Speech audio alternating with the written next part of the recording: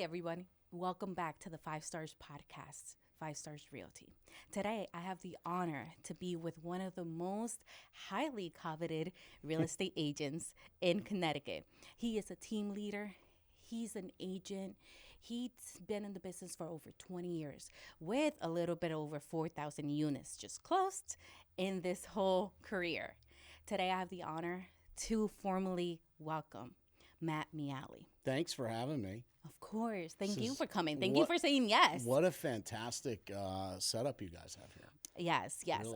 Mastermind behind it is marketing director and our broker. So kudos to them. Awesome. They're always looking to kind of like, how are we going to make this better? It's great. So thank you for coming. I love it. Of course. Happy to be here. Thank you. So for our viewers out there, I know that I said a little bit about your 20 years career, and I said over 4,000 units closed. Yeah, which is weird when you hear that said. Yes. Crazy. It's a lot of work. It's a big number that was one. It's always one transaction at a time. It doesn't ever feel like I don't set out and say, oh, we're going to go close 4,000 deals, but that's how many it's been. It's crazy. So for our viewers out there, who is Matt? What's your background? Where do you come from? Please. We're going deep. We're jumping right into the deep end. I want people to We're actually talking know where questions it comes of from. identity Yes. and who are we? That's a deep question. Who am I? Fundamentally, I'm a person who really enjoys serving people and got incredibly lucky to fall backwards into this industry that gives you an endless supply of problems to solve and people to serve at a time in their lives when there's usually some important decisions to make. And the idea that I get the honor and privilege of doing that and that have grown that into being able to serve agents is kind of mind-boggling to me. This is not the outcome that anyone would have predicted if they had known me my junior year in high school. I don't think this is the outcome me here is it either. I don't think people would have said, that guy, he's going to do this. It's been an interesting and wonderful career for me, not without its challenges like everybody who's ever embarked on anything that's big. Most of what started for me was this idea of asking that real question, who am I? And I was fortunate enough to go to college at Keene State in Southern New Hampshire, graduated there in 1998 after meeting my wife. Of course, we didn't get married while we were in college. It took us a few years before we did that, but I met my wife there. We have an amazing family. We have 3 kids. My son now is a freshman at Keene State, or actually just finished his freshman year. So going back to the same college that I went to where I met my wife 30 years ago, it's been an amazing run. My first career attempt was in advertising, but specifically in advertising sales. And so I did that for about 10 years and learned through the process of being inside of a corporate organization that I was definitely one of those people that was unemployable. Like, it was hard to keep me inside of the box of the cube and the rules and all of those sort of things that come along with having a job. That while I was highly, highly motivated and driven, I liked to do things my way. And not because I was stubborn, but because I think differently than other people. I think about faster paths and ways of creating efficiency and doing things that put different priorities in place. And so inside of a corporate structure that didn't really serve me at a high level. And so somewhere around 28, 29 years old, I started thinking, this is probably not going to be a good outcome for me having a job. I'm going to need to figure out some alternative. And so I started investigating at that point in my life, maybe I should go back to school, because that was really all I knew was if you were going to do something different, you have to go to school, learn it, and then graduate, like that. I had no access to this concept of entrepreneurialism or the concept of working for yourself or being self-employed. No access to that. It was just grow up, go to high school, graduate, go to college, graduate, get a job. And I started thinking, well, maybe I'll go back to school and get a graduate degree, and I'll go to law school. Maybe I'll become a lawyer. Maybe I'll go get a MBA. It should be said that I was totally broke and had no money and no capacity to do any of those things. But in my head, that was like something that maybe that would make sense given the experience that I had. And so I happened to get lucky and bump into a buddy of mine somewhere around in this process of decision making who had just gotten his real estate license and had bought himself a 2-family. And he was telling me all about how amazing this 2-family was, that he had these 2 renters and they were paying the mortgage and he was making money. And I was like, well, that sounds like a smart idea. What I'll do is I'll go get a couple of those and that'll pay for me to live while I go back to school. That was the plan. The plan wasn't I'll go get a real estate license and start a real estate business. The plan was I'll invest in real estate and that will allow me to put food on the table and at least breathe while I go get this other degree, which will become my new career. And 25 years later, I mean, here we are, I guess. It's I didn't, it was 2003, so I bought my first multifamily property in 2003, went on a bit of a run, bought, I wound up with, at the peak of my ownership, I had 42 apartments between West Hartford and Hartford.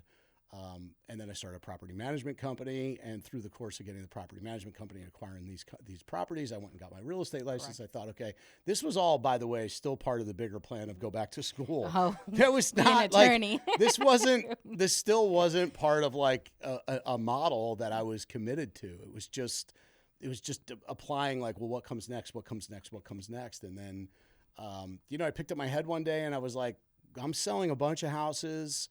And a lot of people are getting a lot of value from this. And maybe I should just do this. This is probably 2009 or 2010.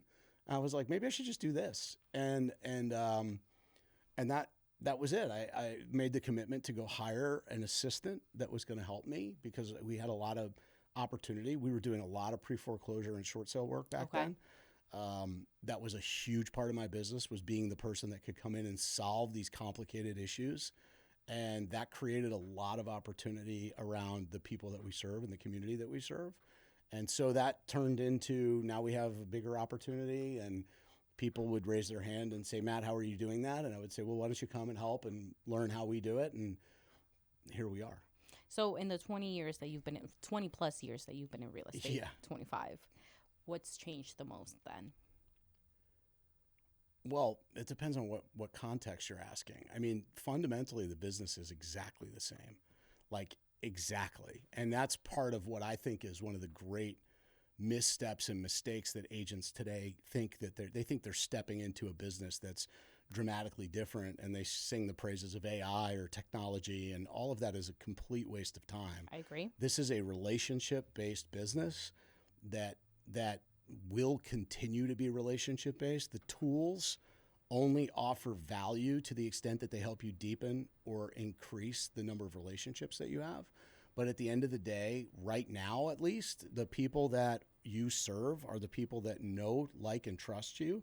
And those are the people that are most likely to help you build a large business. And so that was no different 25 years ago. That was exactly the same. So what do people do differently? Well, when I first got my real estate license, if I wanted to put a buyer in 4 or 5 houses in a day, I would have to call the various different offices to schedule appointments, and they would have to call the sellers. We didn't have showing time that created efficiency to allow us to get appointments together. I would have to print directions off of MapQuest because we didn't have GPS. So there was a lot more labor and tasks involved. I also used to have to get up every day, shower, shave, put on a suit, a shirt with a collar, button down, and shiny shoes, and operate from there was a different version of being a realtor that was expected back then. And these days, and very laid back. It's a little more casual. Yes, just a tiny bit. It's a little more casual. I will say that systems that make your process efficient is very important, right? Yeah, that's the whole key. Running 4 states requires systems put in place. No question. So when you hired that first assistant, how long after did you have to hire somebody else? The first assistant lasted 3.5 weeks. So 3.5 weeks later, I had to hire another person. Okay. I know that's not what you meant. But no, because it happens here. It took me about 4 hires to get to the right hire. And the right hire was the person who was able to manage the tasks that needed to be managed that allowed me more opportunity to go out and create relationships. Correct. And so that took a while. And then the next hard decision is that when you realize that sometimes the person that helps get you there will not be the person that helps get you to the next level. Correct. And so if you're going to continue to grow an organization that's going to serve more people, you try to build it as big as possible to get as many people to come along with you. But sometimes the people don't want to. So it took a while. I mean, so the second hire was probably a 2 or 3 year process before we got to the point where we said, okay, we've grown past that. If I'll tell you the thing that a lot of people ask me, and so here we are today, we'll probably sell 400 houses this year in Connecticut and another 50 in Massachusetts. And if I could rewrite my history, I would have been much more committed earlier in my career to just being a phenomenal solo agent with exceptional support instead of trying to grow so fast through acquisition and additional people. The fact of the matter is this industry is such a gift in that we are very well compensated when we do our job exceptionally well. And you can scale and replicate that at a really high level when you have good support. Instead, what I find a lot of people do, and if any of the people out there listening are thinking maybe I should start a team or maybe it's time for me to grow, the number one thing you have to be asking yourself is what is it that you do that you can scale?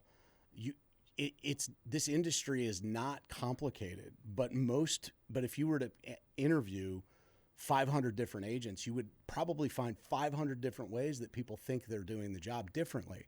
The truth is it's not that complicated.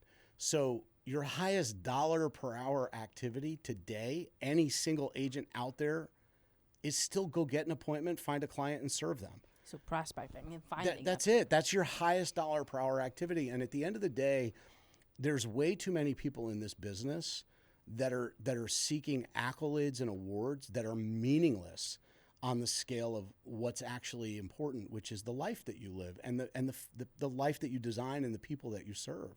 Your humans, your family, your kids, your friends. That's what's important. And there's way too many agents, and this industry is bananas. Like this is the weirdest business on the planet where people think that being number one has any impact on your life. It means nothing. Trust me, it doesn't. All the medals, awards, plaques, and certificates in the world do not mean anything. You cannot invest those in your kids' college. You can't go on vacation with them. They give you a box to check that says you did it, but they will not make you the person that you want to be. The thing that will is this idea of go be the best version of you. The rest of it will work itself out.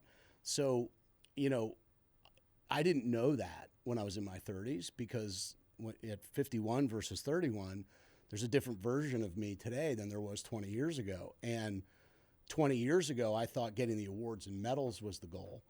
But then you get them and you realize that doesn't do anything for you. What's really the benefit is go serve more people. Go be an ambassador for the community of people that you love. And the rest of it works itself out. And as a real estate agent, you have no idea how much power you have in the community that you serve. So much power. I mean, people rely on you for so much, and that's a gift. It can be a burden too if you're not equipped for it. We have a team in Massachusetts. They focus on the community. Great. And you won't even imagine how much it just means to people. Mm-hmm. I think building that relationship or building that connection with people, at the end of the day, it's going to even give you more leads. It's going to have people come into that door because you're honest. You're kind of like open to it. So it's really great that you're talking about the community. I know that you just won the Hartford 2026. Best of Hartford. Yeah. Best of Hartford. So congratulations to you. Thank you. It just means that you're in the community and you're actually tackling it. Well, you know what I love about that award? That award's really, again, at the end of the day, like all of these things are, they don't, let me tell you this, they don't give you a check. They just give you a plaque. So who cares, right? But like what's cool about that is that's a consumer That's a consumer voting award. And we've won that 8 years in a row. Now, 8 years in a row, that means that people that we serve have chosen to take some time. And granted, all they got to do is go click a couple buttons and say, yes, we like the Miale team. But it says that they're willing to do that. And how many people have just written a review of Amazon, or what a burden it is to just write a review of an app that you download. Correct. And they ask all the time, and I don't think I've ever reviewed an app.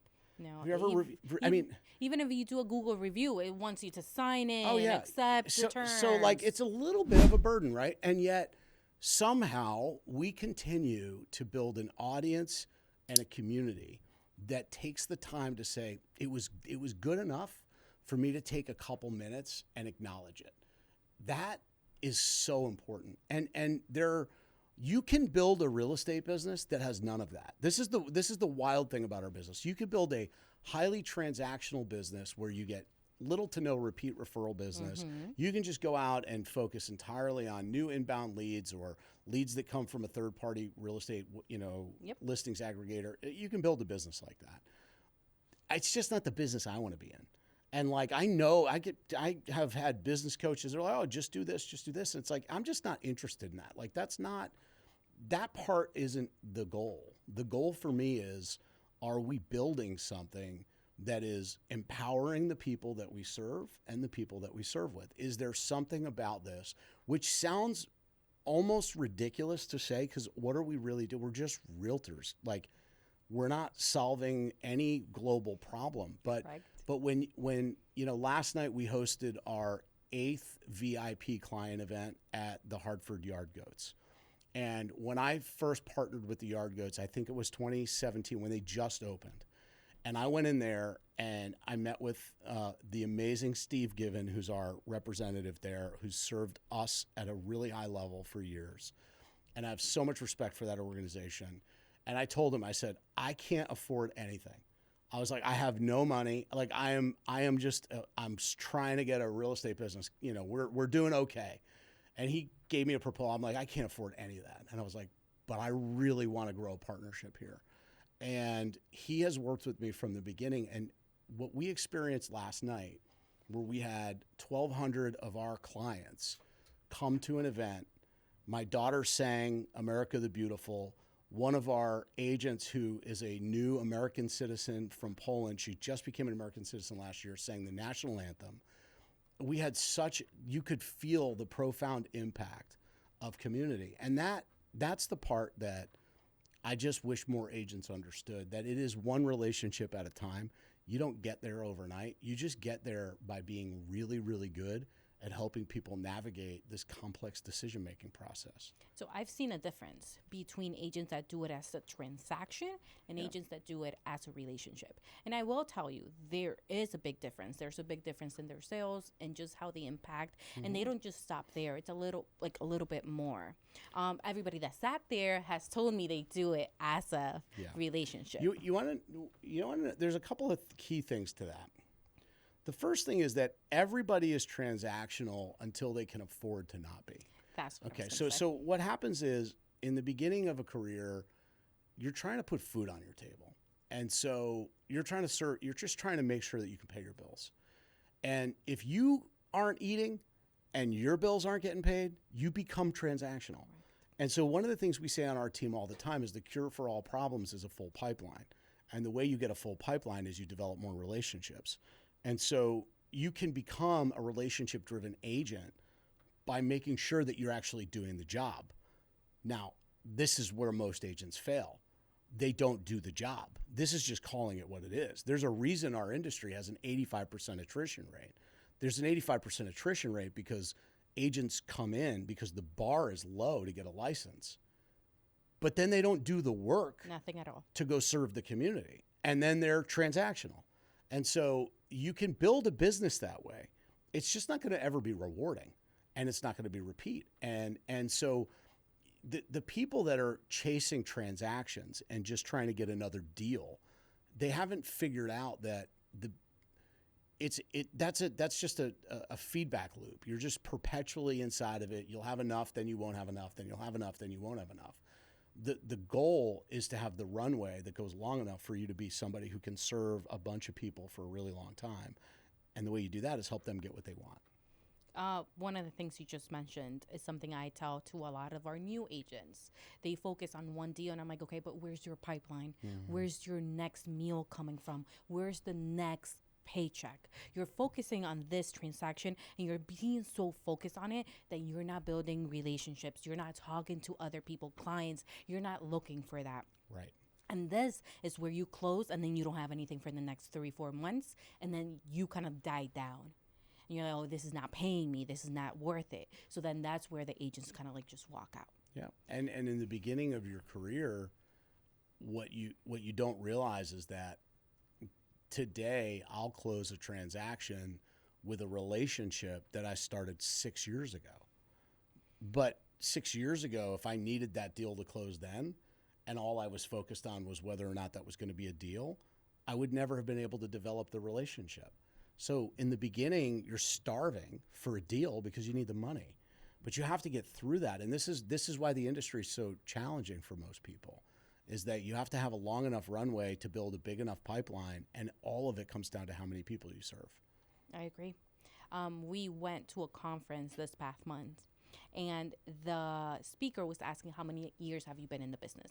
There was a lot of people that raised their hand with 1 year, 3 years, 5 years. But then when it got to 10 years or 30 years, it really kind of like went down. Yeah. This is a business that needs dedication. So again, it's repeating the same basis that got you the deal, that got you the transaction. It's just repeat again and again. And I tell that so many times. Yeah, we don't need to reinvent this wheel.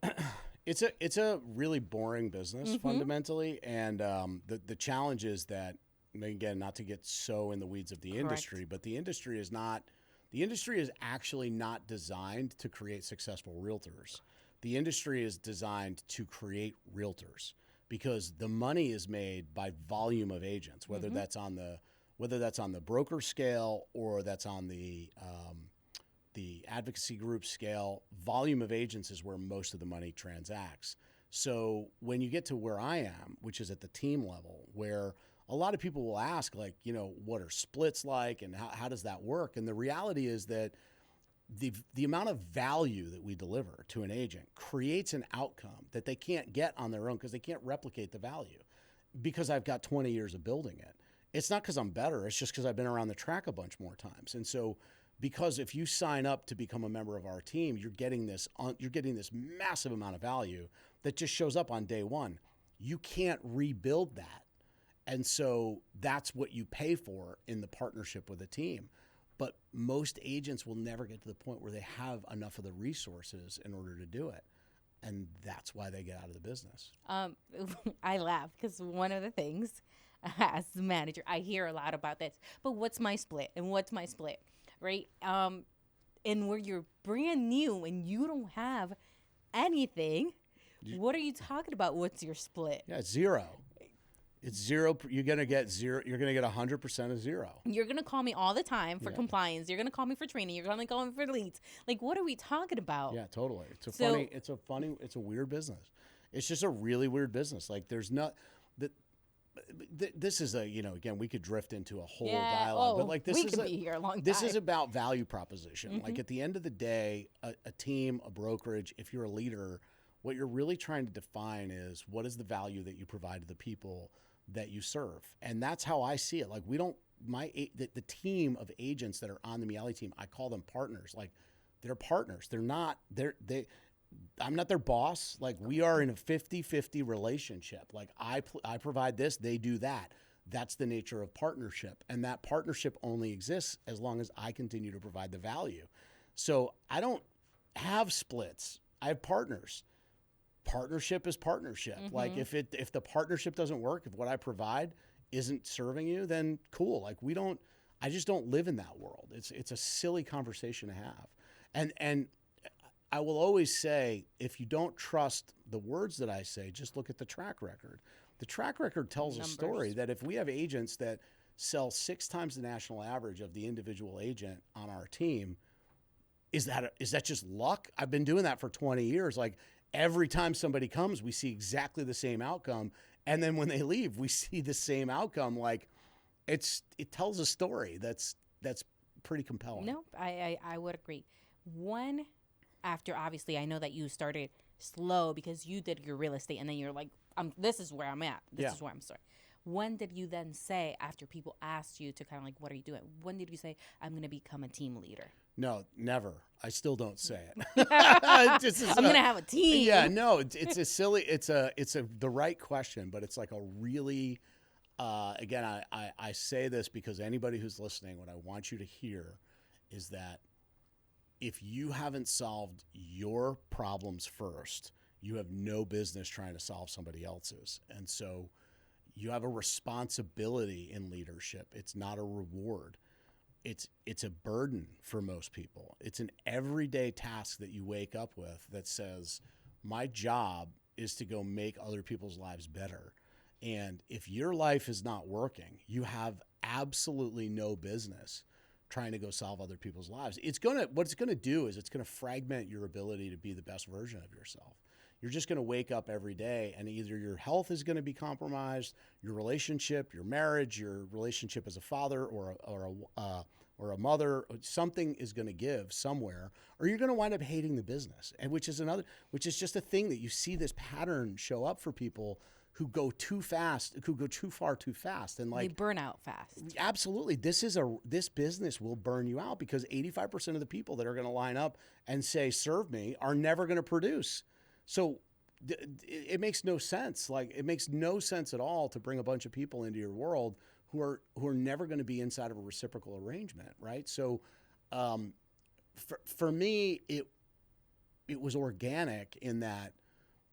The day I decided to hire an assistant was probably somewhere around 2009 or 2010. And I had maybe 13 or 14 listings as a solo agent, no assistants, no help.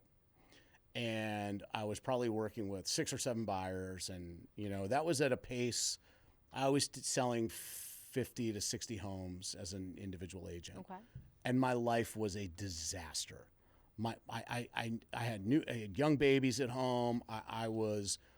It just wasn't working, and back, that was the average price point in Central Connecticut was $200,000. Like yes. I was selling $130,000 houses but what happened was I got the highest price listing I'd ever gotten, which will shock people, but it was $330,000 at that time.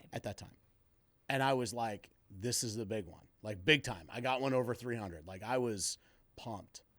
And the guy that I was working with was a young attorney, and he was demanding. He had a big personality. Okay. And he had called me one day at like 10 a.m. And again, at this time, I have a bunch of listings. I have a bunch of stuff going. Okay. I'm just crazy. Why does it sound like it's going downhill? Yeah, he called me at like 10 in the morning, and I just didn't have time to get back to him that day. So 4 p.m., same day, it's been 6 hours, he calls, and the difference in the message from 10 a.m., which was, hey, we need to talk, to 4 p.m. the message was, I don't think this is working out. You're too busy for me. And he was frustrated because I hadn't gotten back to him. And, I was able to call him and say, hey man, I'm sorry, mm-hmm. Like this is what happened. But at the time, of course, I'm new. I don't have the confidence I have now. I wasn't able to navigate those conversations as effectively. But what I realized was this isn't working because I still wasn't making the money I needed. I still wasn't where I needed to be. So I'm now maxed out working 7 days a week, burning the candle at both ends, serving people, underserving. So I'm providing a bad customer experience at the same time as my life isn't working, at the same time that I'm not making the money. I'm like, I look at the whole formula and go, what's the freaking point of this? So that was when I decided I needed to hire an assistant. And then I went through the process of figuring out how to hire a good assistant, which ultimately I was able to do. But then when the team concept showed up, we were so early. You have to remember, 2010, there were no teams. There was no team. Teams wasn't a thing. So what really happened was somebody came and said, you should get another agent to work your buyers. And I was like, that sounds smart. And this really smart guy named Gary Keller had written this book called The Millionaire Real Estate Agent. In that book, it said you can run a business, which the model back then was called the specialist business, where you had buyer's agents and listing agents. And the idea was that you would go get someone that would work buyers while you worked only listings. And so I thought, Yeah, that sounds reasonable. Like that sounds like the right thing to do. I'll stop doing buyers and I'll have someone else do that. And that guy is still on the team today. His name's Bennett Forrest. He's actually one of our key ops people who runs. He's a director of our content and technology. Phenomenal human. We've been in business together 15 years. Yeah. And he was the first buyer's agent on the team. But it wasn't because I said I'm going to start a team. That wasn't a thing. It was because I was trying to figure out how to get more time in my life so I could be a better dad, husband, and really better realtor. That's what I was trying to solve. So I think that's the key is like a lot of people do come to me and say, Matt, I want to start a team. What should I do first? And I'm like, go be a great real estate agent first. Go be great at that. And then make sure that you're a good husband, wife, mother or father also, or friend if you don't have a family. Go make sure you're good at that first before you go take on the burden of and responsibility of having other people come with you. It's something that you said as well, kind of like hit. When we came on board, what it was us, I immediately found out that growth requires more people. You can't do it all. Can't do it alone. Can't do it all. You wouldn't even be here today if you wouldn't have decided to hire that assistant maybe 100%. That day. People, to grow, you need help. Yes. Right? So that's very important when it comes to an agent that does 60, 70 listings a year. Yeah. If you want to grow, then you need to invest in somebody good. Now here's the real trick though. The trick is that oftentimes we get to a point where we need to grow because we're in pain. Okay, so we usually create the pain first. So we go and we build as much as we can to get to a point where growth is necessary. But usually where growth is required, we don't have the resources and efficiency, capital, or humans to help us do what needs to happen at the time when we need it to happen. Mm-hmm. And so now you're in this conundrum of, and this is the entrepreneur's dilemma, you have to take the leap before you have the proof. Yes. And that's scary. No, it's terrifying. That's the scary part. Just freezes some people. I want to get back to, you do something every morning. Every morning. Every morning on Mondays. Well, we do it we have a morning rise up every day at 8:30. Okay. On the team. So, what is your rise up? So, I do not accept the premise that full-time people put part-time hours in.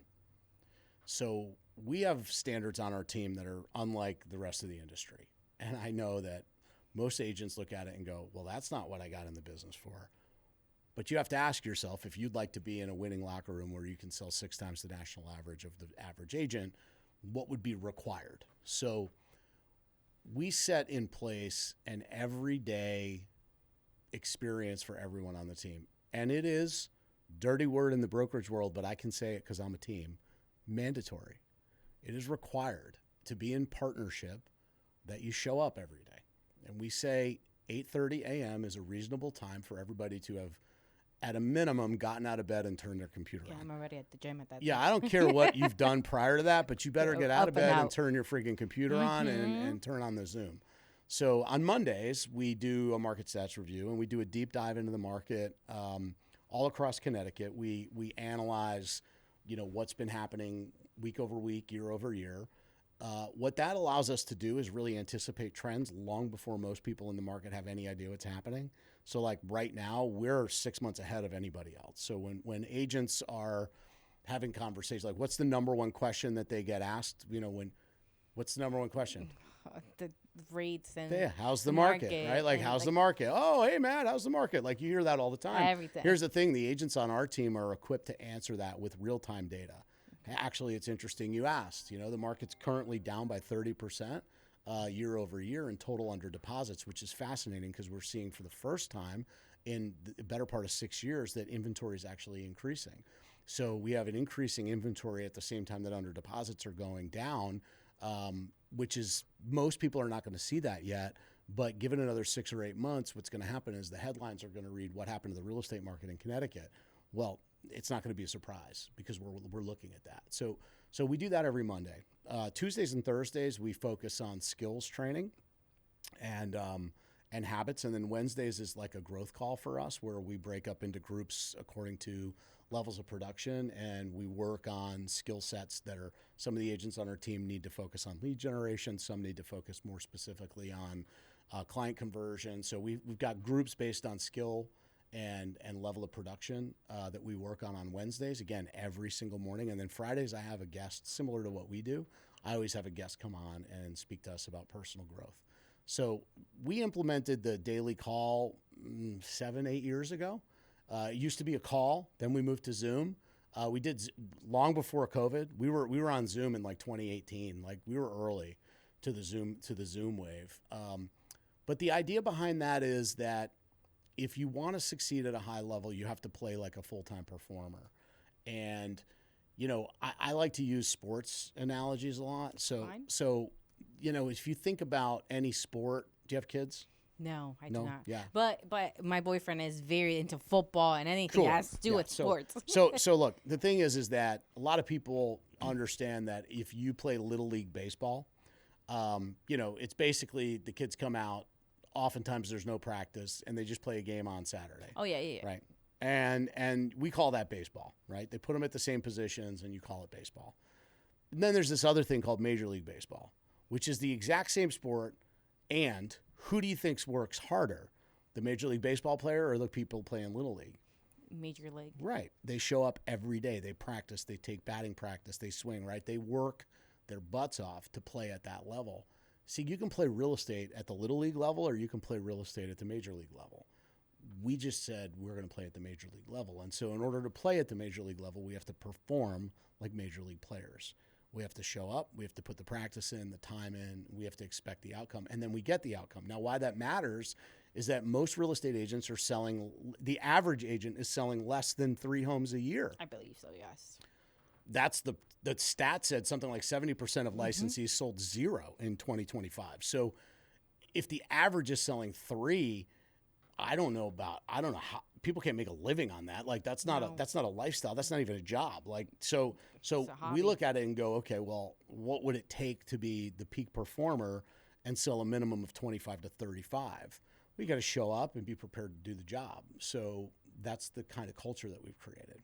I like that. I have agents in the office that at 8 in the morning they're doing their callings. They do it until 12. At awesome. 12 is the time that I'm able to like have a conversation, or we follow up with their transactions. Awesome. Then we do appointments. Appointments very important. Yeah. So that's after 3 p.m. So any listing appointments, anything that you have to do, right? So I love getting involved. I like helping. I have one that's doing the scripts and there's doing everything. So I'm very well involved because I do see the outcome, right? Yeah. If you repeat it every day, it's something that's going to happen. Totally. I have agents that I really haven't heard of, but it happens as well. But you know, those are the 70%, and the agents that really only do like one transaction a year. Which again, you know, you're in the brokerage business. It's a different business than me. You know, like I'm not in the brokerage business. Like no. we don't. That's not the space that I occupy. No. You know, we're in the people service business. Correct. When you're in the brokerage business, it's a little different. It's very different. Yes. I mean, you know, like licensees is the name of the game in the brokerage business. Correct. Where in headcount has nothing to do with it. Correct. We live by the standard of, you know, per agent production. So per agent production is the metric that we model. Yeah. No. We have a team, very successful, but they're in mass. And they do it just like you. It's kind of like a team leader. And they talk about market. And they talk about in Worcester, what's changing, what's not doing. Like, where are we going? Some of them are in NARUP. And some of them are like treasurers, president. So they're very well involved with the community as well. Yeah, awesome. So that's something I always strive to like agents. Like, if you want to be somewhere, like get known, be out there, talk to somebody. Yep. So I know that we are nearing our end. And I wanted to ask you 3 questions. Uh-oh. This is the hot seat? Yes. Okay. Okay. So, what is one thing every agent needs to stop doing immediately? One thing every agent needs to stop doing? Going on social media?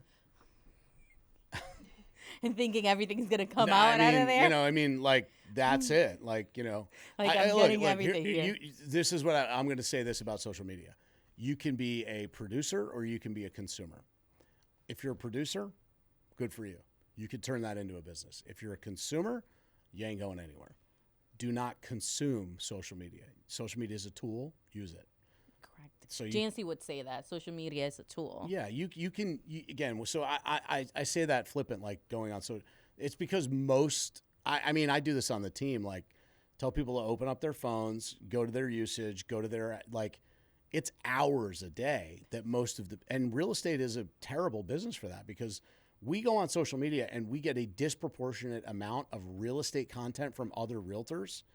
And then we think that that has something to do with doing the job, which is complete garbage because no one else is seeing that stuff. They're showing all of the real estate content to other realtors.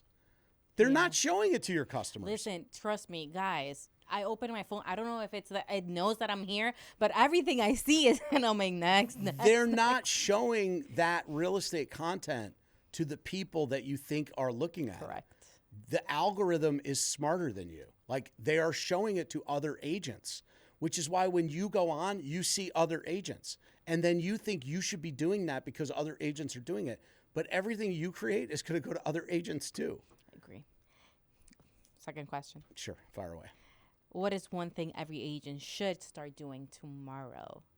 Aside from what we talked about, because you said, hey, guys, get in the office at 8 in the morning. I bring it down to the simple. You need to make one new friend a day. That's all. That would change your life. When I say make one new friend, I mean a person that you didn't know yesterday should be a person that you know today. If you made one new friend every single day and you took the weekends off, then by the end of the year, you would have 260 new friends at the end of a year. And if you had 260 new friends, people who knew who you were and what you did, and out of that, 6% had a real estate need or knew someone who had a real estate need, that would be about 18 to 20 opportunities that would show up in your life that you don't have today, that would show up next year because 6% of those people are statistically proven to have a real estate need or know someone who has a real estate need. Okay, so make one new friend a day. If you want a career, that's actually the job. Now, I'm not trying to push anybody out of their comfort zone, but maybe even 2 friends a day. I don't know, 10 a week. Is that impossible? Could you network enough? Could you go to a coffee shop and make a new friend every day? No, this place is always putting yourself out of your comfort zone. That's all you got to do. You're not going to grow if you stay there. After 4,000 plus transactions, what still motivates you? Motivation is a tricky word because nothing is truly motivating to anybody other than the identity that you believe. You started out with who is Matt, right? We are all living this experience between birth and death. Correct. And that's all that's happening. And we wake up every day and we ask ourselves, who am I? And what version of me is going to show up today in this life? And motivation is truly about who do you think you are? So what motivates me is becoming the version of me that I believe I ought to be today at 51 as a father, husband, leader, human, person of service. And that's a different version than what I thought at 31, because at 31 I thought it was about awards, medals, and plaques, and it ain't. And those award medals and plaques are like hefty too. They don't give them to you. They want you to pay them now of $300. I'm happy to have accomplished all that, but again, I don't want to diminish that as part of the story that is the story of the Miale team and the story of our life. But motivation is a tricky thing. So the fundamental question that every single person ought to be asking is, who am I, and what is this life I'm trying to live? Because it's not going to be about transactions. I promise you that there will be a day where you will wake up and you will realize this isn't about how many deals I did or how much money I made or how many people. That's not it. There's a you inside that's experiencing this life, and it is your job. You ought to be motivated to figure out who that is. Yeah, I agree. So that's what motivates me. I know that I'm gonna break here protocol. You said, right, you're in your 50s. Yeah. Then let's say this. How do you see yourself in 10 years? It's a really poignant and timely question because it's one that I think about every day. Like that is the journey of motivation. Mm-hmm. So what I hope exists for me in 10 years is someone that is still serving at a really high level. The people who have decided that I have something of value to offer. Like I see life as a journey of opportunity to serve. And like, that's the gift. And so what I certainly hope is that whatever I'm doing, it's providing value to the people that have raised their hand and said they want to be around me. And if there's no one there, then I guess it'll be lonely. I guess I'll just be. Sure, I'm sure it's not going to be. But lonely. So, yeah, I mean, it's an interesting question because it's not like, boy, I hope we sell. I mean, we, of course, I want to put this caveat out. Of course, we have business goals. Of course, we are highly motivated by the idea of hitting benchmarks and certain volume and creating leadership opportunities and impacting the community with charitable giving. We have all of those metrics, but the real journey is this question of, are you the version of you that is living your highest and best self through this process? And this industry is a gift to anybody that's willing to confront that, because it's going to kick your ass. It will. You're going to get your butt kicked once in a while. And all the growth comes from getting your teeth knocked out. Oh, I agree.